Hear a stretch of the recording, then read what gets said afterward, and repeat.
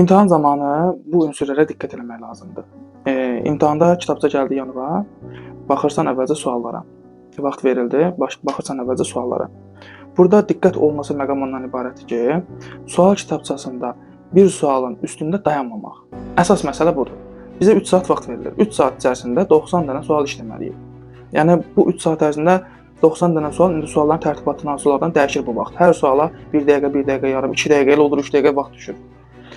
İndi şagird sual kitabçasını açan kimi sualları eləyə gəlir. Elə ki gəldi 1, 2, 3-cü sual elədi, 4-cü suala çatdı, bu sualı eləyə bilmədi. O sualın üstündə qalmaq olmaz. Keçsin 5-ci suala. Və 5-ci sualı elədi, keçdi 6. 6-yı eləyə bilmədi, yenə keçsin 7-yə. Bir sualın üstündə dayanmaq olmaz. Əvvəldən axıra kimi bütün kitabçanı bitirdikdən sonra yenidən qayıdırlar həminki başdan yenidən bilmədiyi suallara. Bir də yenidən işləyə gəlir. Ondan sonra yenə də orada bilmədiyi suallar əlbəttə ki olacaq. Yenidən bitirəndən sonra bir dəfə sonda həmin suallardan əgər baxıb görürsən ki, vaxt qalırsa həmin sualların üstündə işləmək lazımdır.